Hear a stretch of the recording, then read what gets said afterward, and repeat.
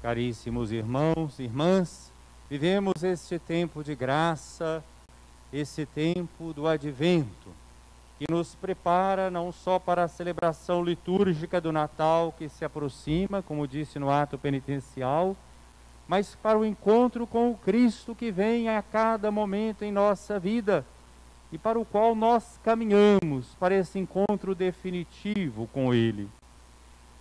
E neste período do Advento, são 3 os personagens bíblicos principais que nos acompanham na vivência da espiritualidade do Advento. O profeta Isaías, que comparece com frequência na liturgia durante a semana, às vezes aos domingos, e na liturgia das horas, que é o livro de oração da igreja. Muitas vezes nós lemos as profecias de Isaías que falam do Messias. Outra figura é a Virgem Maria. Inclusive celebramos nesta semana, dia 8 de dezembro, a Imaculada Conceição, aquela que foi escolhida por Deus para ser a mãe do seu filho que entrou neste mundo. E o outro personagem é João Batista, aquele que apontou para o Cristo presente. Hoje nós ouvimos esse trecho na primeira leitura do profeta Isaías, que nos faz refletir sobre a presença e atuação de Deus na história. A história não é só a nossa história da humanidade, é uma história de salvação, é uma história de graça. O Deus bíblico, o Deus em quem nós colocamos a nossa fé, aquele pelo qual nós estamos unidos através do batismo, sobretudo, Ele é um Deus que entra na nossa história. Ouvimos o profeta Isaías dizendo: eu sou o Senhor teu Deus, que te tomo pela mão e te digo, não temas, eu te ajudarei. É um Deus, então, próximo, que nos pega pela mão na história, na vida. E aqui o profeta fala não só em termos individuais de cada pessoa, mas sobretudo em termos de um povo que esse Deus elegeu, o povo de Israel, em vista da salvação de toda a humanidade. Não tenhas medo, Jacó. Vejam que aqui mostra a situação que o povo estava vivendo, a situação de exílio. Pobre verme.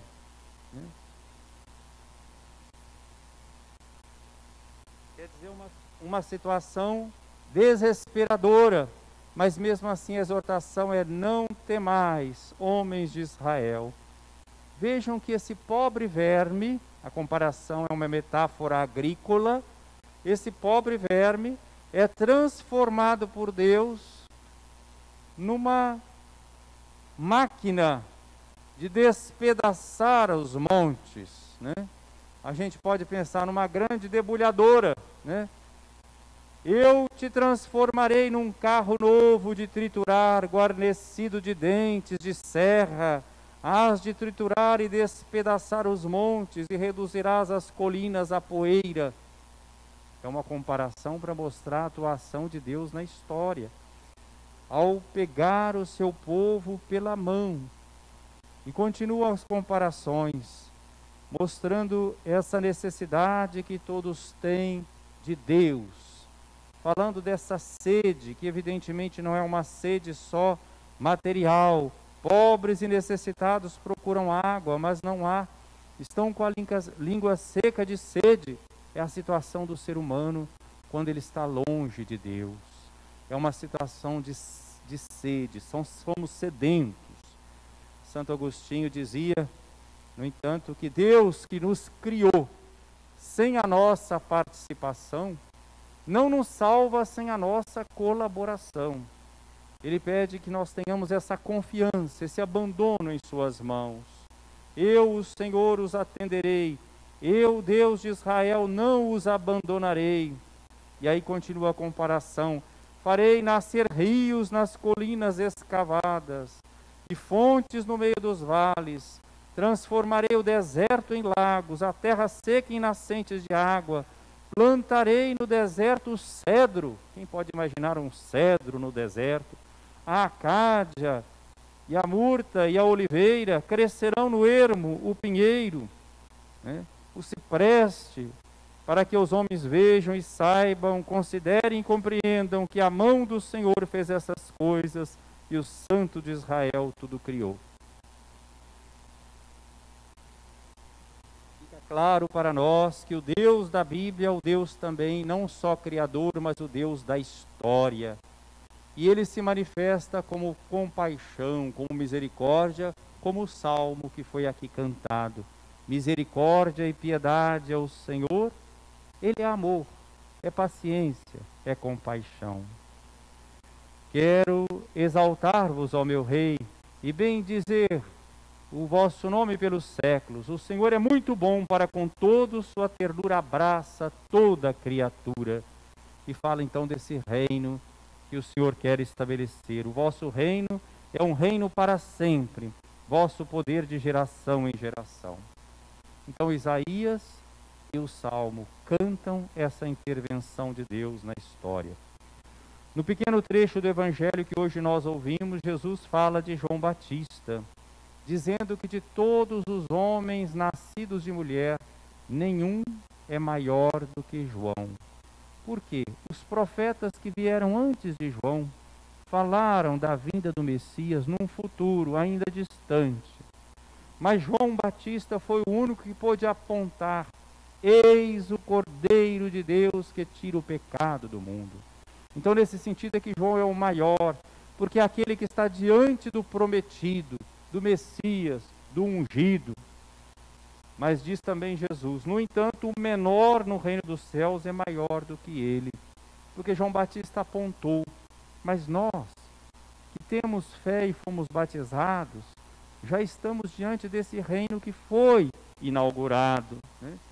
O Arley daqui a poucos dias também será batizado, é catecúmeno, já está associado ao mistério pascal do Cristo, mas será plenamente associado com os sacramentos da iniciação cristã que ele receberá em breve.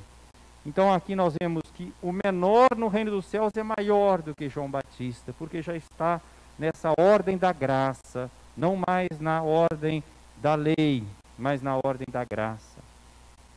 No entanto, Jesus diz também que desde os dias de João Batista até agora o reino dos céus sofre violência. São os violentos que o conquistam. Como entender isso? É claro que Jesus não está falando dessa violência que nós vemos aí no mundo, guerras, né? Atos terroristas, assassinatos, não é esse tipo de violência.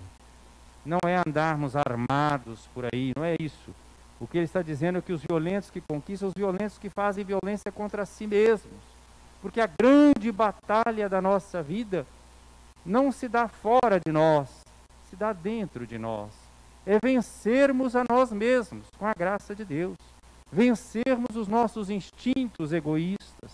Sermos capazes de uma vida de partilha, de solidariedade, de busca da verdade, da justiça, da paz. Então são os violentos que conquistam esse reino dos céus pela graça de Deus. Como é que é essa conquista? Qual é o caminho? E onde que está essa violência? É o caminho das bem-aventuranças. Então é uma violência num sentido completamente diferente daquele que usualmente se compreende como violência. Bem-aventurados os pobres em espírito, porque deles é o reino dos céus. Isto é, os que colocam toda a sua confiança em Deus. Bem-aventurados os mansos, porque possuirão a terra. Bem-aventurados os aflitos, que não se conformam com as maldades deste mundo, porque eles serão consolados. Bem-aventurados que têm fome e sede de justiça, porque serão saciados. Bem-aventurados os misericordiosos, porque alcançarão misericórdia. Bem-aventurados os puros de coração, porque verão a Deus. Bem-aventurados os que promovem a paz, porque serão chamados filhos de Deus. Bem-aventurados sereis quando fordes perseguidos, caluniados por causa de mim e do Evangelho, porque será grande a vossa recompensa nos céus. Estão vendo que é um tipo de violência contra nós mesmos? Quer dizer, o esvaziamento das nossas vaidades, das nossas ambições, de todo tipo de busca de poder, de prazer e riqueza, dinheiro como fosse o absoluto da nossa vida, transformando estes bens em ídolos. Então são os violentos que conquistam nesse sentido, os que trilham o caminho de Jesus, que é o caminho da cruz. Com efeito, todos os profetas e a lei profetizaram até João. E se quereis aceitar, ele é o Elias que há de vir. Quem tem ouvidos, ouça. Os judeus, e até hoje os judeus piedosos, quando eles celebram a Páscoa, eles têm a mesa e tem uma cadeira que eles deixam vazia e a porta entreaberta. Porque eles esperam a volta de Elias, o profeta, aquele que foi arrebatado num carro de fogo, quando o Messias estiver para chegar. Elias vem primeiro, para preparar o povo para o encontro com o Messias. Então, sempre que os judeus ortodoxos celebram a Páscoa, eles celebram assim. Tem uma cadeira que fica vazia e uma porta entreaberta para Elias entrar, se for o momento dele chegar. Então, por isso é que Jesus termina dizendo assim: e se quereis aceitar, ele é o Elias que há de vir, ele João Batista. Quem tem ouvidos, ouça, porque João Batista veio exatamente para preparar os caminhos do Senhor. O Messias já veio, o Messias já está entre nós. Nós hoje lembramos também a memória litúrgica facultativa de Santa Joana de Chantal, que foi contemporânea de São Francisco de Sales, e que casou-se, educou seus filhos, mãe de família, ficou viúva, muito nova, e dedicou-se inteiramente à caridade, aos pobres, aos doentes, sendo dirigida espiritual de São Francisco de Sales. E com ele fundou então a Ordem da Visitação, as Irmãs Visitantinas. Aqui na nossa Arquidiocese de Mariana nós temos estas irmãs, são contemplativas, no mosteiro em Barbacena, que aliás esse ano celebrou 50 anos da chegada e desse mosteiro em Barbacena. Agradecemos a Deus por esse testemunho de Santa Joana de Chantal, que viveu, interessante, vários estados de vida. Esposa, mãe, religiosa, né? Que ela interceda por nós, para que também façamos violência a nós mesmos, vencendo nossos instintos egoístas, para trilharmos os caminhos das bem-aventuranças e chegarmos, então, ao reino que o Senhor deseja para todos nós. Agora, queridos irmãos,